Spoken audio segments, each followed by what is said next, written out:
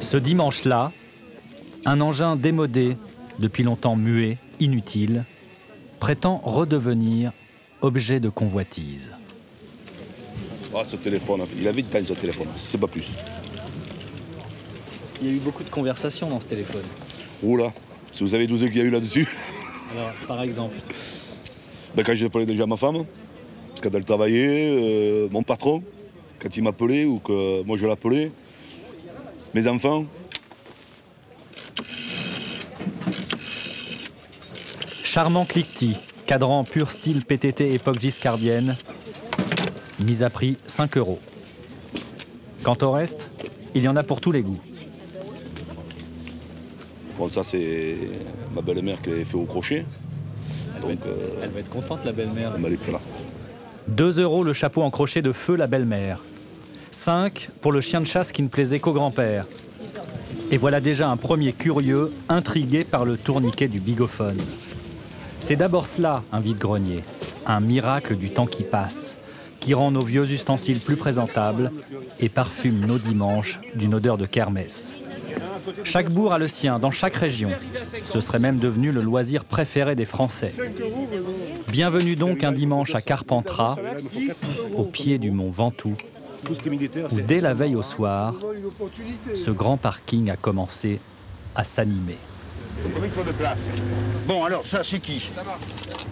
Ça, c'est qui? C'est 2 camions. Le grand Manitou des lieux, c'est Monsieur Sainte-Croix.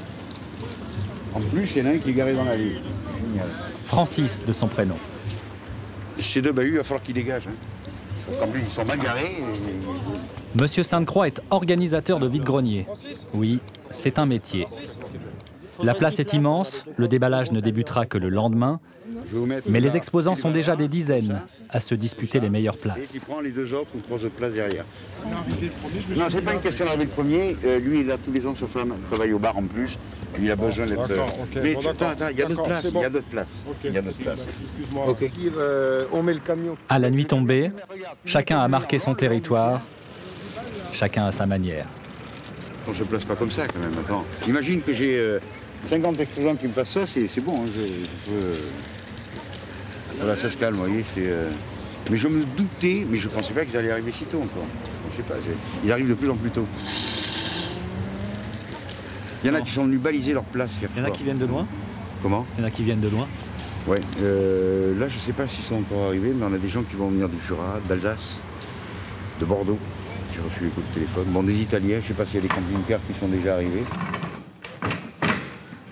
Particuliers, semi-professionnels, vrais brocanteurs, toute la nuit, par une température de 2 degrés, vont s'installer ici toutes sortes de gens, avec toutes sortes de parcours, mais une seule motivation, vendre. Les cadres, vous avez des cadres chez vous, tout le monde a des cadres. Hein.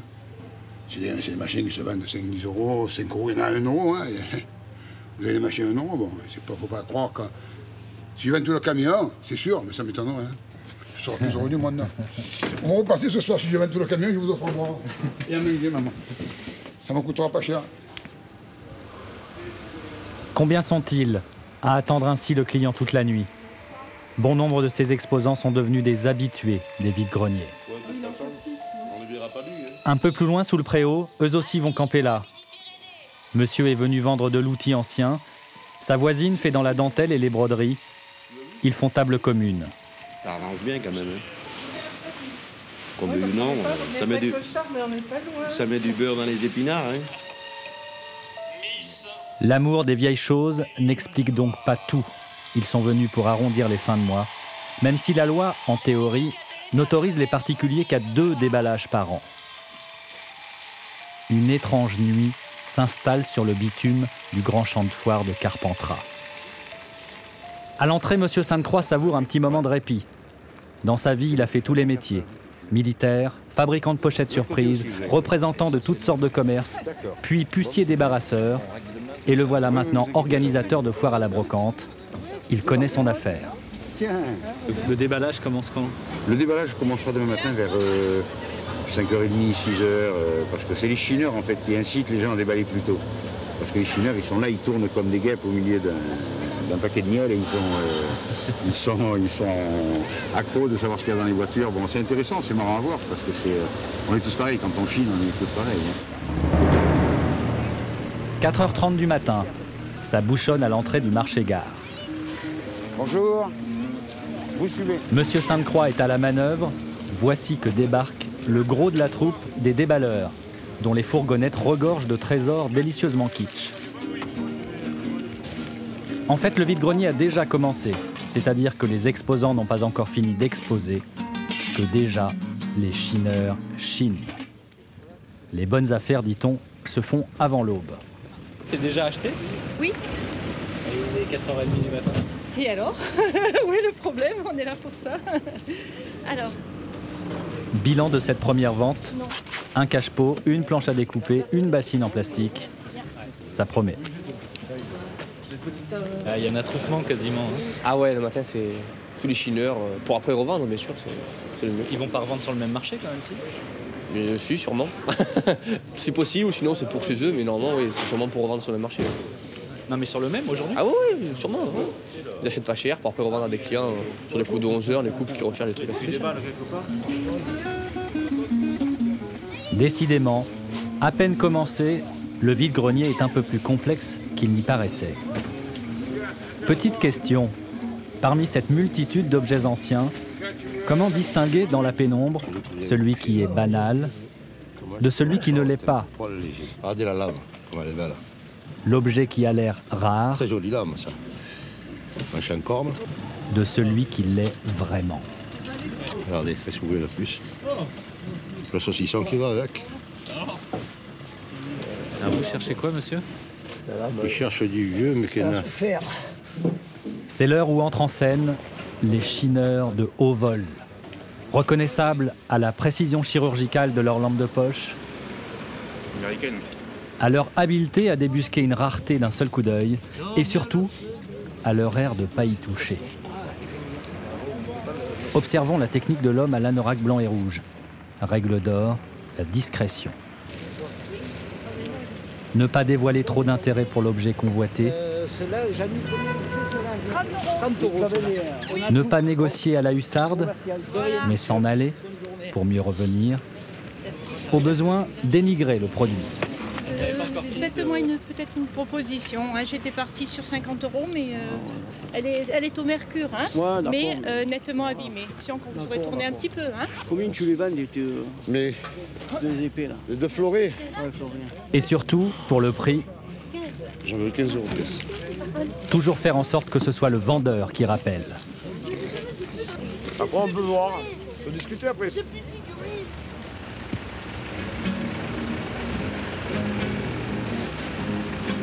Il est 6 heures, ça va arriver encore pendant 2 heures. 1h30 au moins.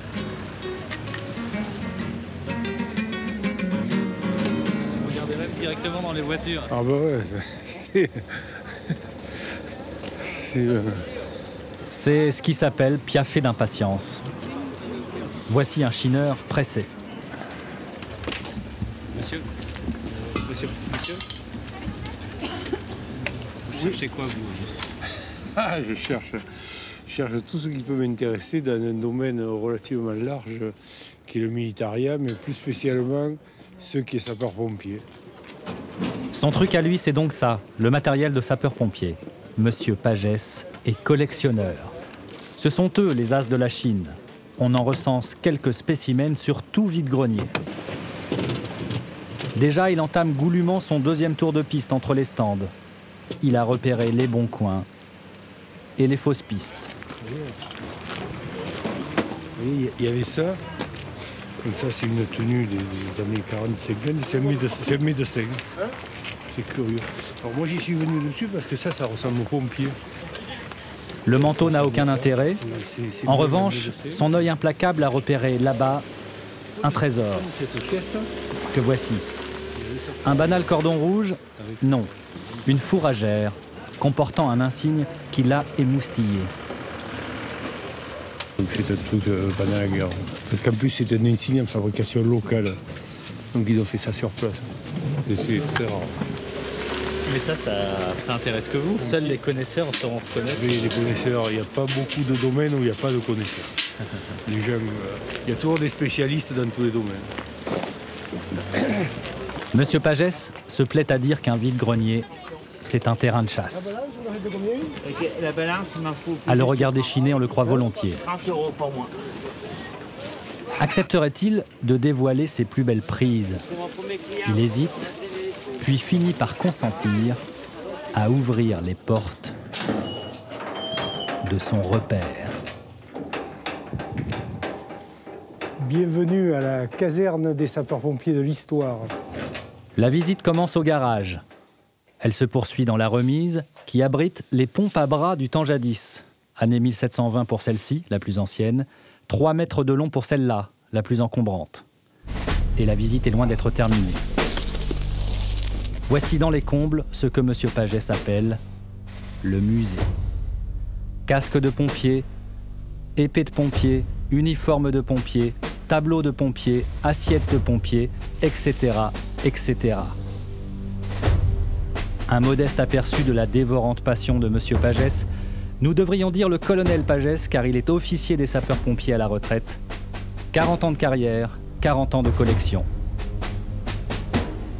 J'ai compris, à force de faire les puces, la mentalité du pêcheur à la truite, qui se lève aux aurores pour être le premier pour pêcher une truite. C'est toujours l'espoir de trouver.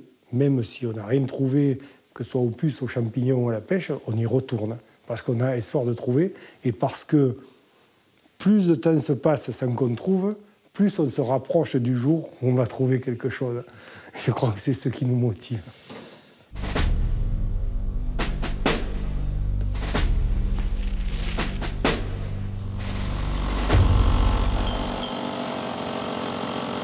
T'es toujours en train de me doubler, toi.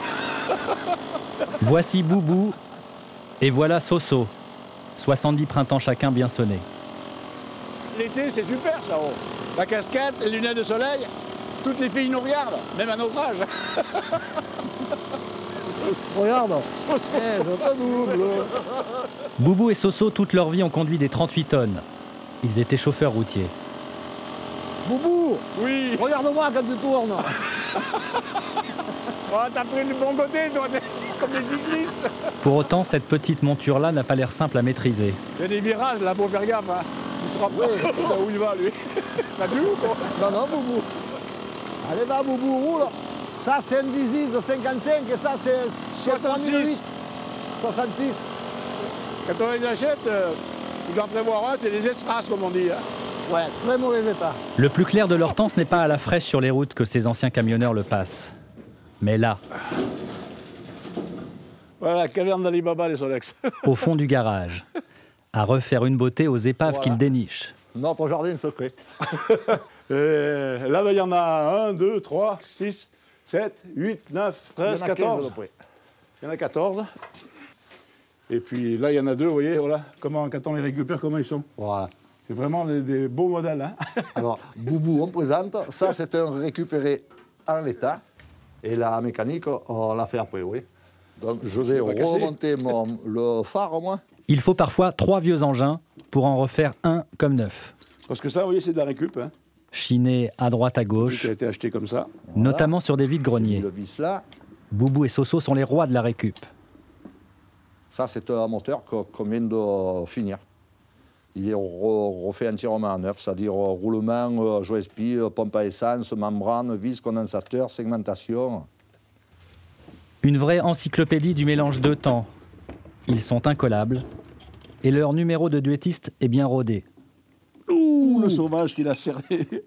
Il y a dans chacune de leurs bécanes de la passion, du temps libre, l'amour de l'ancien, l'achat bon marché de pièces introuvables. Un seul de ces engins peut suffire à résumer à lui seul le succès phénoménal des vide-greniers depuis plus de 15 ans. Et puis, il y a une autre dimension. La revente. La revente un dimanche à Carpentras, au pied du mont Ventoux, le bien nommé, où les rutiles en vélomoteur sont l'attraction du jour. Il est midi, Dans les allées, les chineurs de la nuit ont depuis longtemps laissé la place aux promeneurs du dimanche. Soso se régale, il fait vibrer une corde toujours sensible, celle de la nostalgie. J'en ai eu 2 Solex. 2 Solex et 2 chevaux. Quand on avait les Solex, on était jeunes, on courait les filles. Et les filles, on courait les garçons. Hein? Ouais. C'est bien vrai. Hein? Oui. Non, j'avais travaillé. J'allais vous le demander. Ce n'est pas avec quelques vélomoteurs qu'ils deviendront milliardaires. Mais à 500 € pièce, en vendre un ou deux sur les vides-greniers de temps en temps, comme dit Boubou, ça met du beurre dans les épinards. À propos d'argent, c'est aussi l'heure des comptes pour Monsieur Sainte-Croix. Mesdames, bonjour. Il entame son petit tour des stands. Bonjour madame. Carnet à souche à la main. Je suis le plus mauvais client de la journée. Je me contenterai de 20 €. Et tiroir-caisse en bandoulière. Un grand vide-grenier comme celui-ci, il en organise 2 fois par an, en complément de la petite foire à la brocante qu'il tient chaque week-end. Bon, je vous souhaite néanmoins une très bonne journée, et puis faites de bonnes affaires, mais ne désespérez pas. La recette lui revient intégralement. Exactement. Elle varie beaucoup selon les conditions météo. Ce dimanche-là, 1000 exposants à 20 € la place, c'est ce qu'on appelle une bonne journée. Merci madame. De quoi se réjouir, bien sûr. Je vous souhaite une bonne journée. Mais aussi de quoi s'interroger. Il y a une chose que j'ai remarqué, c'est qu'il y a des gens, il y a beaucoup de gens, de nouvelles personnes, des gens que j'ai jamais vus sur les vide-greniers. Quand je reçois les coups de téléphone, il y a beaucoup de gens qui me disent « Écoutez, c'est la première fois qu'on fait un vide-grenier ». Et ça, c'est très significatif. Ça veut dire que ces gens-là ne faisaient pas de vide-grenier avant. Maintenant, ils les font. Pourquoi? Il est certain que ça arrondit très sérieusement les fins de mois, parce que je connais des retraités qui ont de toutes petites retraites, qui ont des petites retraites. Vous avez des retraités qui ont 500, 600 € de retraite par mois, j'en connais. On ne peut pas vivre avec ça. Et s'il n'y avait pas ce genre de choses, je ne sais pas comment ces gens-là feraient, je ne sais pas. Le phénomène vide-grenier a fini par rendre bien des services et à améliorer l'ordinaire de bien des familles. Rappelons un détail important, les particuliers n'ont droit qu'à 2 vide-greniers par an seulement. Combien dépasse allègrement cette limite? Impossible de le savoir. D'ailleurs, qui oserait mettre son nez dans la sympathique jungle des 15 000 foires à la brocante organisées chaque année à travers tout le pays? Et pourtant, bienvenue dans le monde des opposants au vide-grenier. Bienvenue chez les professionnels de la brocante. Nice, l'une des principales places du marché des antiquités, avec chaque lundi dès l'aube, son beau déballage du cours Saleya. Ici, donc, on est sur le cours Saleya. Tous les lundis, vous avez près de 180 marchands qui déballent. Ce ne sont que des professionnels. Tous professionnels, tous inscrits au registre de commerce, tous titulaires de cette carte, surnommée dans le métier la carte 3 volets. Carte 248 X2001, Monsieur Morterolle. Sa devise, petit, léger et cher. Carte 352-83, Monsieur Bottero, 25 ans de métier. Spécialité, porcelaine et barbotine. Carte 21-90, Monsieur Moser. Spécialité, tout ce qui se vend. Carte 55-80, Monsieur Salou a pris la tête de la révolte contre ce qu'il nomme l'hypocrisie des vide-greniers. La mode du vide-grenier, ça a été au départ une activité réellement festive. C'est-à-dire, vous aviez des gens qui faisaient du petit village, qui vidaient sur le pas de la porte leurs objets. Ça posait de problème à personne. Mais à partir des années 85-90, des gens qui ont bien compris qu'il y avait de l'argent à gagner, qui n'étaient pas des professionnels, eux, se sont organisés comme des professionnels, sans en avoir les obligations, c'est-à-dire le paiement des charges fiscales, sociales, etc. Donc du travail au noir? C'est du travail au noir. Autant de... Hein? Ok. La table, elle est vendue. Elle a vendu. William est une des figures du cours Saleya. Professionnel dûment accrédité, lui est marchand débarrasseur, un métier dont il a bien conscience qu'il ressemble comme 2 gouttes d'eau au gagne-pain des petits malins qui bricolent au noir sur les vide-greniers. J'amène quand même de quoi satisfaire un peu tout le monde, quoi. Ouais. Un peu de vaisselle, un peu de disques, un peu de livres, un peu de bibelots, des tapis. On ne nettoie pas les objets, on les restaure pas, on les vend dans l'état. Le boulot de William, c'est précisément de vider des greniers, des caves, des vieux logis, puis revendre tout ce qui peut l'être. Il propose de faire découvrir cet envers du décor, ce qu'on n'explique jamais, ni dans les boutiques des antiquaires, ni sur les stands des vide-greniers. Alors où on va là? On va rue Verdi, dans un appartement qu'on a commencé à vider, où il reste certaines choses à prendre. Hein. C'est ce qu'on appelle une adresse. C'est ce qu'on appelle une adresse. Une adresse. Dans le jargon, c'est le b.a.-ba du métier. Bonjour madame. La source d'approvisionnement numéro 1, souvent à la suite d'un décès, au moment de la succession. William a été mandaté pour vider totalement cet appartement avant revente. Parfois, il tombe sur de vrais trésors. Ici, les héritiers, jamais, des fois. des Parisiens, Personne n'a regardé. sont passés avant lui. Mais c'est toute une vie, je pense qu'ils habitaient là depuis au moins 40 ou 50 ans, les gens. Hein.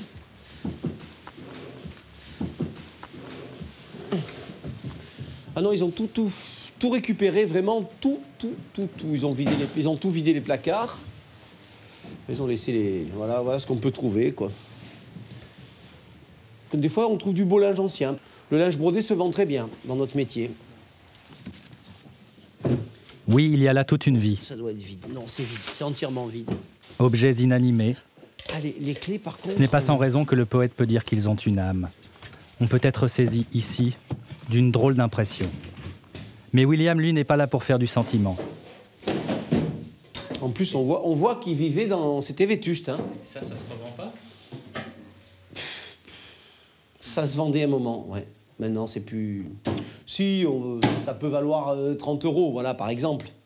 Un petit meuble comme ça qui est repeint, customisé, comme disent les jeunes. C'est ça. Ça peut être très joli, c'est vrai.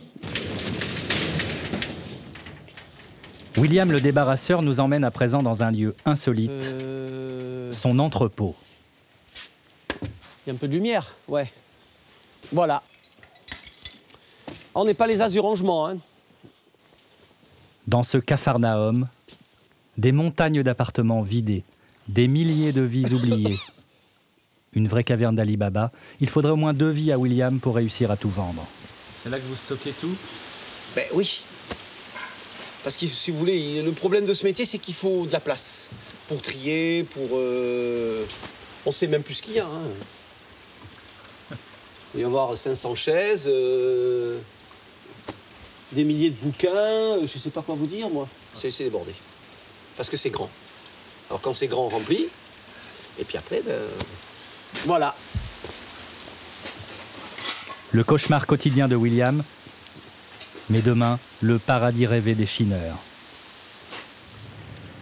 C'est ce métier-là que les amis de William estiment menacé par ceux qui le font en catimini sur tous les vide-greniers de France et de Navarre. Un bon plan pour mettre du beurre dans les épinards. Je participe à un vide-grenier à peu près 1 fois par mois, pas toujours au même endroit. Donc déjà, ça fait 12 par an. C'est extraordinaire. Bon, allez, on va voir Stéphane. Et les faux particuliers ne sont pas les seuls à être dans le collimateur des va-t-en-guerre du cours Saléa. Vous allez bien? Leur plus grand ennemi est un vide-grenier virtuel qu'ils ont demandé à leur avocat d'assigner devant la justice. Leur cible est un site bien connu de vente par enchère sur Internet, qui connaît un succès phénoménal chez les chineurs de tout poil. On va aller ailleurs pour voir. Que l'on puisse acheter ou vendre sur eBay, en soi, pose aucune difficulté. Le tout est de faire la distinction entre les professionnels et ceux qui ne le sont pas. Car quand on est professionnel, on a un certain nombre d'obligations. Quand on n'est pas professionnel, on n'en a pas. Si vous revendez vos cadeaux à l'occasion des fêtes parce qu'ils ne vous conviennent pas et que vous faites ça 1 ou 2 fois par an, vous n'êtes pas un professionnel. Mais si vous vendez régulièrement, comme tous les gens qui ont été épinglés par l'huissier au mois d'août dernier, et que vous faites ça toute l'année et que vous réalisez des milliers d'opérations tout au long de l'année, vous êtes un professionnel. Alors je clique là sur... Exemple, comment croire que cet internaute puisse être un simple particulier alors qu'il a vendu, sans acquitter aucune taxe d'aucune sorte, pas moins de 1291 objets en 3 mois. L'objet de 1291 appréciations. Ce qui laisse sous-entendre qu'il a fait au moins 1291 transactions. Ce marché gris sur Internet, affirment ces brocanteurs, est en passe de devenir une sorte d'économie parallèle.